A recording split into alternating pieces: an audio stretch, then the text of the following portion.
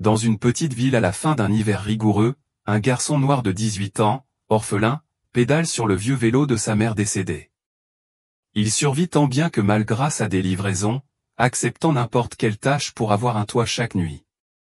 Alors qu'il se hâte pour effectuer sa dernière livraison de la journée, il tombe sur une vieille dame, seule et perdue à un arrêt de bus. L'aider signifie rater la livraison, et peut-être perdre son unique abri. Mais il n'hésite pas. Il la ramène chez elle à vélo. Ce qu'il ignore, c'est qu'elle est milliardaire et ce qui va suivre bouleversera sa vie à jamais. Ce soir-là, le vent s'était fait plus mordant, ce genre de froid qui pince les oreilles et glisse dans le cou malgré les manteaux boutonnés jusqu'en haut. Aux abords d'une ville tranquille, au début de l'hiver, le soleil s'éclipsait tôt derrière les arbres dénudés, et les lampadaires clignotaient d'une lumière paresseuse. Au bout d'un trottoir fissuré, un vieux arrêt de bus restait abandonné.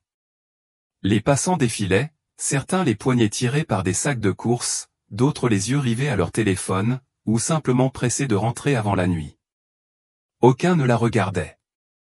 La vieille dame se tenait seule, emmitouflée dans un manteau de laine beige d'un autre temps, ses cheveux argentés dépassant d'un bonnet jadis blanc, et ses petites mains serrant un sac en cuir usé. À chaque voiture qui passait, elle tournait la tête, l'espoir brillant dans son regard. Elle murmurait des choses à propos du bus numéro 12, d'une rue qui ne semblait correspondre à rien ici. Toutes les quelques secondes, elle s'avançait d'un pas vers le trottoir, avant de reculer, l'air de plus en plus désorienté.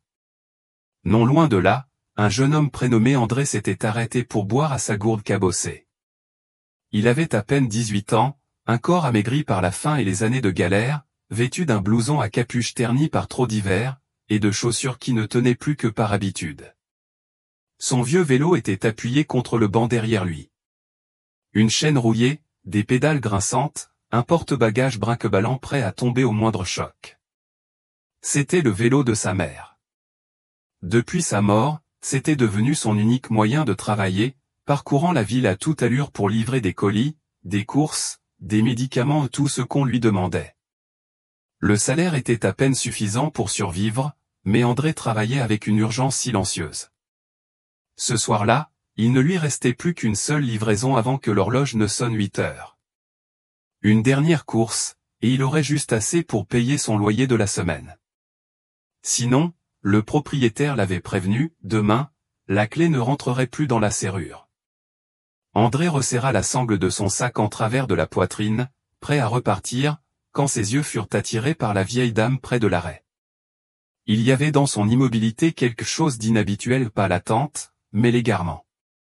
Elle tourna à nouveau la tête, balaya les alentours du regard, puis fixa ses propres pieds comme s'il lui était devenu étranger.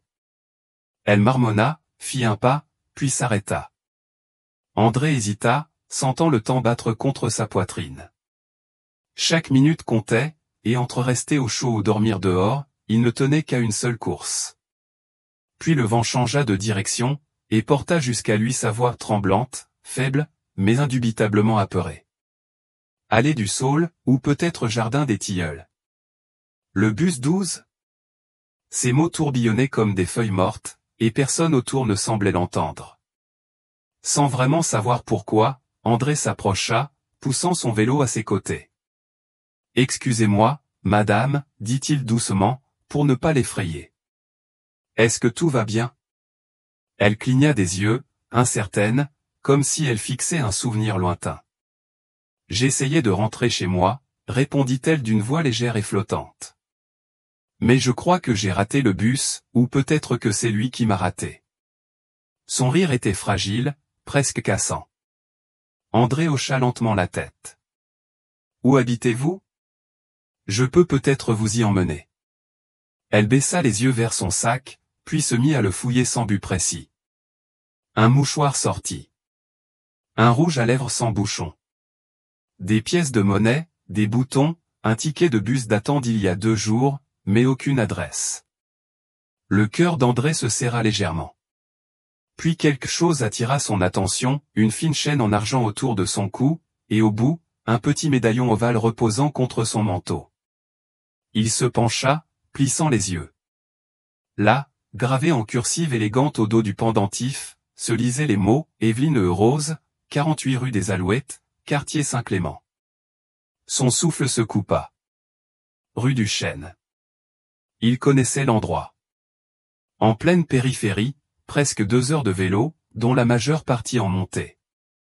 Un instant, André pensa de nouveau à l'horloge. Il raterait la livraison.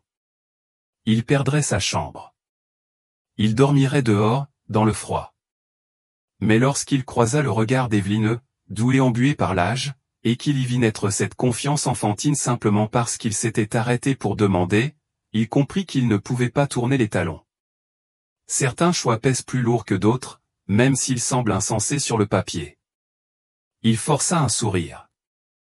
C'est un peu loin, mais je pense qu'on peut y arriver, dit-il doucement, en l'aidant à s'installer sur le porte-bagages de son vélo. Il attacha son écharpe de rechange sur la selle et lui passa sa veste sur les épaules. Accrochez-vous bien. On ira doucement. Elle eut un petit rire, un peu sonné, mais reconnaissante, et dit « Vous me rappelez quelqu'un. Mon petit-fils. Il portait toujours des chaussures comme les vôtres. Toujours éraflées, toujours avec fierté. » André ne la corrigea pas. Il hocha simplement la tête et commença à pédaler. Lentement d'abord, puis plus régulièrement à mesure qu'il laissait les lumières de la ville derrière eux. Le ciel vira au lavande, puis au gris, avant de s'assombrir davantage. La route ondulait, tournait, s'étirait sans fin, mais André continuait, chaque coup de pédale chargé d'un sentiment de devoir. Derrière lui, Evelyne fredonnait un air, parfois s'interrompait, parfois demandait où ils en étaient, puis oubliait la réponse quelques minutes plus tard. À chaque fois, il répondait comme si c'était la première. On se rapproche. Ne vous inquiétez pas. Encore une petite colline. Le vent se fit plus mordant, les lampadaires plus rares, mais ils gardaient les yeux fixés devant. Ils longèrent des champs endormis sous le givre, traversèrent des ponts baignés uniquement par la lumière de la lune, et firent une pause pour qu'Evelyne reprenne son souffle. Il lui acheta une tasse de thé chaud dans une station-service avec le dernier billet qu'il avait en poche.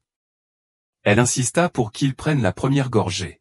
« Tu en as plus besoin que moi », dit-elle avec une tendresse ferme qui lui rappela sa mère.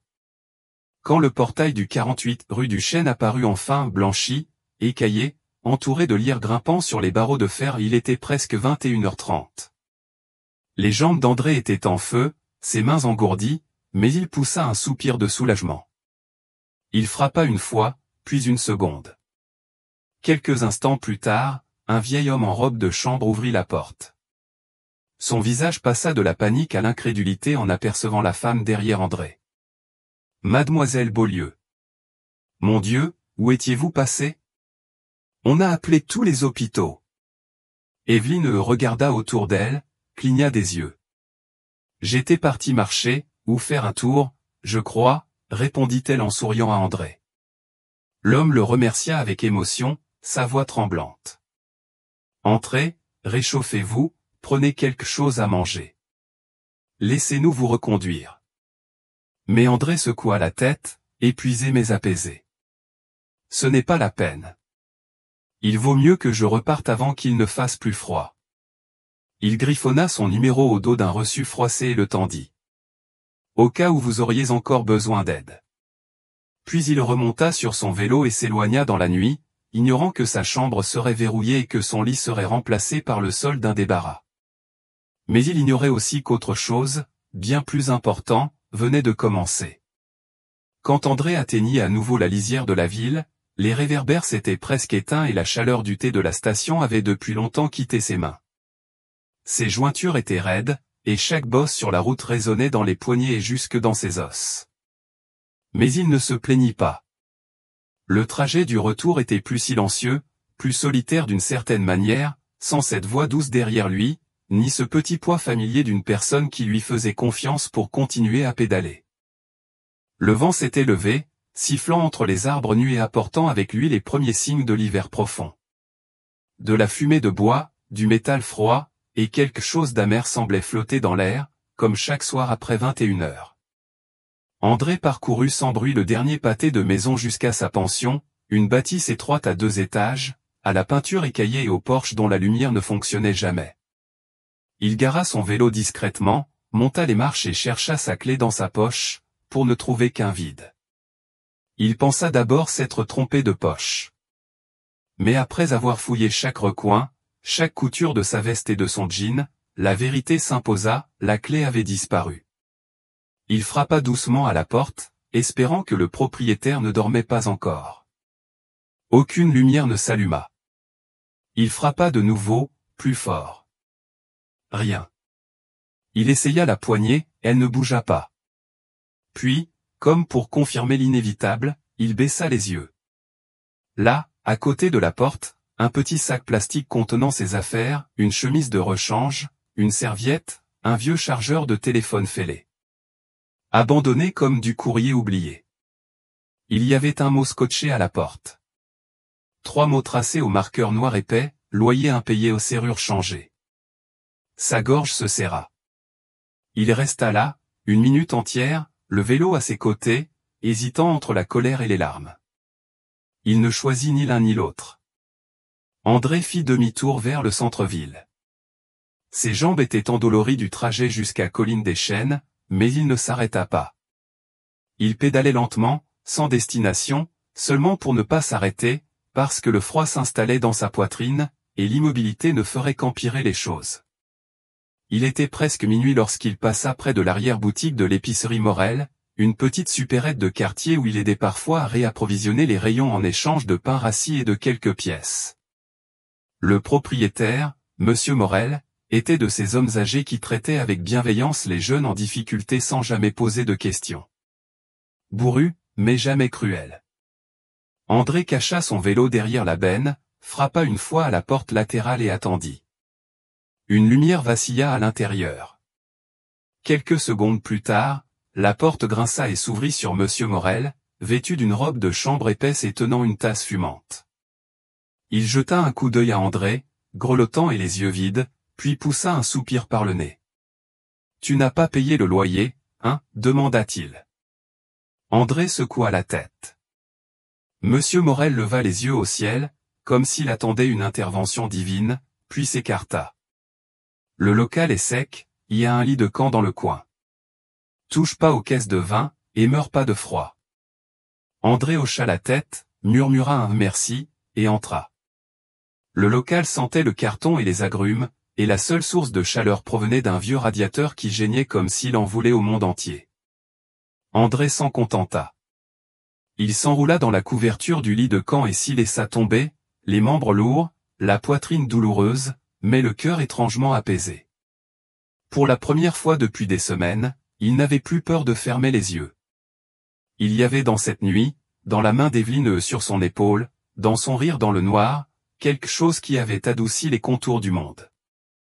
Il s'endormit en pensant non à la porte fermée derrière lui, mais au pendentif argenté, au doux bruit des roues sur le gravier, et à cette voix qui avait dit « Tu me rappelles quelqu'un que j'aime ». Dehors, le vent hurlait contre les murs de l'épicerie, mais à l'intérieur, André dormait paisiblement, sans savoir que, à des kilomètres de là, une femme était assise devant la fenêtre de sa cuisine, maintenant pleinement éveillée.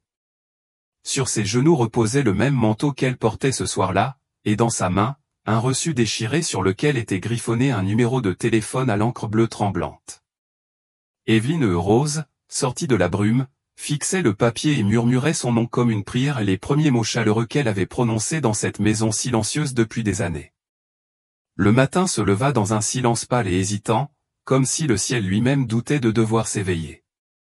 Une lueur grisâtre se glissa à travers la petite fenêtre empoussiérée de l'arrière-boutique et se posa sur le corps immobile d'André, encore blotti sous la couverture mince. Le froid s'accrochait au mur, s'infiltrait par les fissures du vieux cadre et s'enroulait autour de ses os. Mais il ne bougea pas. Pas encore. Son corps était endolori d'une façon bien particulière, celle qui suit une nuit sur un lit dur. Mais plus profondément encore, il y avait ce poids dans sa poitrine, pas celui de la fatigue physique, mais celui né de trop de jours passés à survivre sur un fil usé. Quand il se leva enfin, ce fut sans un mot. Il replia soigneusement la couverture, la rangea contre le mur, et se dirigea silencieusement vers l'avant du magasin, ses semelles de caoutchouc muettes sur le lino usé. Monsieur Morel était déjà là, fidèle à sa routine, comme s'il savait que la constance était une forme de foi. Il grogna en voyant André, puis lui tendit une banane et une tasse de café tiède. Aucun mot. Juste une reconnaissance silencieuse, plus éloquente qu'un discours. André prit la banane en murmurant un merci, l'éplucha lentement, et resta près de la fenêtre, observant la ville qui reprenait vie. De la vapeur s'élevait des capots des voitures. Des enfants traînaient leurs pas sur les trottoirs, serrant leurs sacs contre eux. Quelque part, un chien aboya, puis le silence revint. C'était un matin comme un autre, identique au précédent jusqu'à ce qu'une voiture noire se gare. Une voiture qui n'avait rien à faire dans ce quartier, trop brillante, trop silencieuse, glissant jusqu'au trottoir comme si elle répondait à un appel. L'homme qui en descendit était grand, mince, son manteau trop élégant pour ce coin de ville, ses chaussures impeccables, sa démarche pleine d'intention. Il jeta un coup d'œil à un bout de papier dans sa main, puis regarda directement à travers la vitrine du magasin, ses yeux se posant sur André comme s'il avait toujours su où le trouver. Lorsque la cloche au-dessus de la porte tinta et que l'homme entra, la pièce sembla se resserrer autour de lui. « Excusez-moi, dit-il, d'une voix douce mais chargée d'un certain poids. Je cherche quelqu'un qui s'appelle André. » André se détourna de la fenêtre, figé l'espace d'un souffle. « C'est moi, répondit-il avec prudence. » L'expression de l'homme s'adoucit de soulagement. « Mademoiselle Evelyne Rose m'a envoyé, dit-il. Elle m'a demandé de vous retrouver. Elle se souvient de tout, et elle souhaite vous remercier. Elle y tenait absolument. » Monsieur Morel suspendit son geste, la tasse de café à mi-chemin, mais ne dit rien. André regarda l'homme, puis baissa les yeux vers le reçu dans sa main, de son écriture à lui, le numéro griffonné à la hâte avant de partir dans la nuit. Il n'avait jamais pensé qu'on s'en servirait, c'était juste une bouée de secours. Charles, c'est ainsi qu'il se présenta, au teint la porte ouverte, désignant la voiture du geste. Elle vous attend, si vous êtes prêt. André hésita, une lueur passant dans son regard. L'idée de retourner dans cette maison, d'entrer dans un monde qui n'était pas le sien, lui donnait l'impression de se tenir pieds nus au seuil d'une salle de bal étincelante. Il n'était qu'un livreur sans toit, sans famille, sans avenir tracé. Il avait simplement fait ce qui était juste. Rien de plus. Je voulais juste m'assurer qu'elle rentre chez elle en sécurité, dit-il d'une voix basse mais assurée. C'est tout. Charles le regarda un instant, ni offensé ni insistant. Et vous l'avez fait, répondit-il. Mais elle pense que vous lui avez donné bien plus que des indications. Elle dit que vous lui avez rendu une part d'elle-même. Elle aimerait beaucoup vous le dire en face. André tourna les yeux vers Monsieur Morel, qui haussa les épaules avec cette indifférence feinte qu'il utilisait pour dissimuler son inquiétude. Vas-y, dit-il.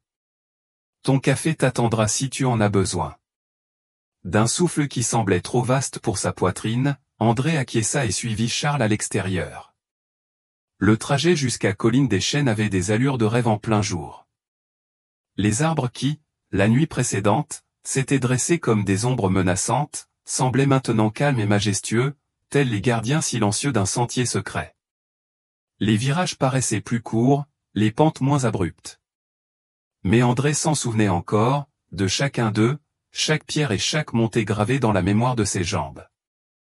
Lorsqu'ils atteignirent la grande maison blanche, elle ne ressemblait plus à un monument, mais à un souvenir familier, adouci par la lumière du jour. Charles le fit entrer par l'arrière, dans une pièce baignée de soleil, remplie de vieux livres et d'une chaleur feutrée. Là, assise près de la fenêtre, se trouvait Evelyne, non plus la femme perdue et hagarde de la veille, mais quelqu'un de tout à fait différent. Ses yeux étaient vifs, ses cheveux soigneusement relevés. Et lorsqu'elle vit André, un sourire illumina son visage comme l'aurore sur les montagnes. « Vous, souffla-t-elle, la voix tremblante juste ce qu'il faut pour révéler sa sincérité. C'est vous qui m'avez ramené chez moi. » Elle lui tendit les mains, sa prise douce mais ferme. « Je me souviens de tout, de chaque rue, chaque mot. Vous ne m'avez pas traité comme une étrangère. Vous m'avez fait me sentir en sécurité. André baissa la tête, sans savoir quoi dire. Les éloges semblaient trop grands pour le geste modeste qu'il avait accompli. Mais Evelyne n'en avait pas fini. Elle se pencha légèrement en avant, les yeux ancrés dans les siens. « Je ne connais pas votre histoire, dit-elle, mais j'aimerais la connaître. Et si vous n'avez nulle part où aller, je serais honoré de vous offrir un toit ici. Pas seulement pour ce soir, pour plus longtemps, si vous le permettez. Cette maison a trop de pièces, et pas assez de bonté. Vous pourriez changer cela. » André cligna des yeux, surpris par l'ampleur de l'offre. C'était généreux plus que généreux et pourtant, quelque chose en lui résistait. Il fit un pas en arrière, sa voix basse mais assurée point. « C'est très gentil de votre part, vraiment. Mais je n'ai pas fait cela pour recevoir quoi que ce soit. Je voulais juste que vous soyez en sécurité, c'est tout. » Les yeux d'Evelyne ne vacillèrent pas, et c'est précisément pour ça, dit-elle doucement, que je veux que vous restiez. Il ne répondit pas tout de suite. Le silence entre eux s'étira, doux mais incertain, empreint d'un sentiment que ni l'un ni l'autre n'aurait su nommer. Et même si André retournerait ce soir-là au marché, dormirait encore dans l'arrière-boutique et se réveillerait dans le même froid, quelque chose avait changé. Il avait été vu non pas pour ce qu'il n'avait pas, mais pour ce qu'il portait, cette lumière discrète et constante de celui qui est là, même quand personne ne regarde. Et loin de cette pièce baignée de soleil, Evelyne était restée assise, le cœur un peu moins seul, déjà en train de se préparer pour le lendemain, où elle offrirait à nouveau non par charité, mais par reconnaissance.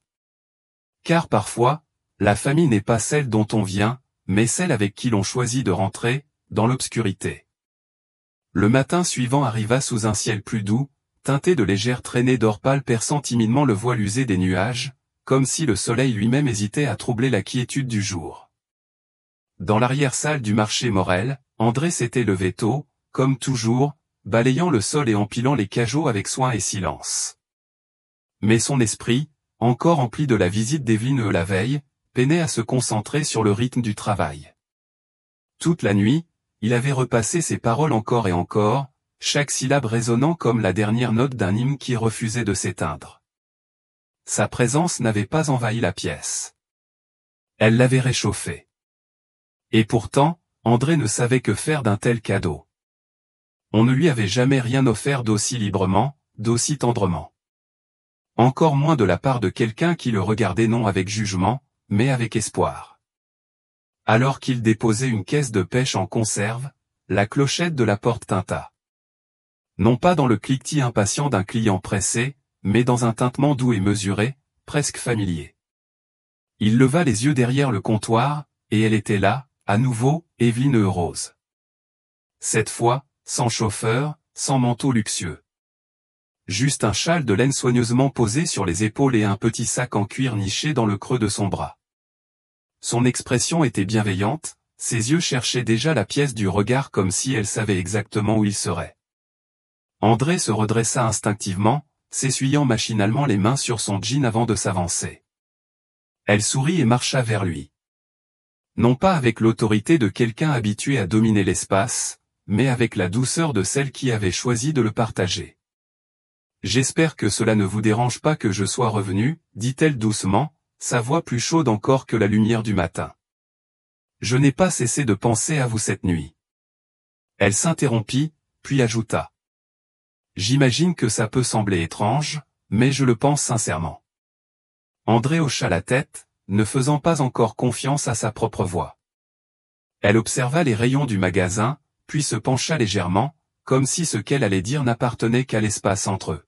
« J'ai vécu dans cette grande maison pendant très longtemps, commença-t-elle, et elle ne m'a jamais semblé aussi silencieuse que ce matin. Pas même après la mort de mon mari. Pas même après celle de mon petit-fils. » Sa voix s'éteignit un instant, puis elle inspira profondément. « Vous me rappelez lui, vous savez sa gentillesse, ses yeux, cette manière qu'il avait d'écouter plus qu'il ne parlait. Et cette nuit-là, quand tu m'as aidé sans poser de questions, sans rien attendre en retour, quelque chose s'est réveillé en moi. Quelque chose qui dormait depuis des années. » André baissa les yeux, le bout des doigts légèrement replié contre le bord du comptoir. Evelyne sortit de son sac une feuille de papier pliée, écrite à la main, avec une encre tremblante sur un papier épais. « Ce n'est pas un contrat, dit-elle. Ce n'est ni un accord, ni un arrangement. C'est simplement une invitation. J'ai une maison avec trop de pièces et trop peu de raisons de les garder fermées. Je voudrais que tu restes, juste le temps de te stabiliser. Sans condition, seulement du soutien. » André déplia lentement la note. C'était une proposition de séjourner dans la propriété, accompagnée d'une petite allocation mensuelle. Et, en bas de la page, rédigée d'une écriture plus douce, une promesse. Nous trouverons un moyen pour que tu reprennes tes études, si tu le souhaites encore. Il ne dit rien pendant un long moment. Le monde à l'extérieur de la vitrine semblait bouger au ralenti, comme à travers du sirop. Les voitures passaient lentement.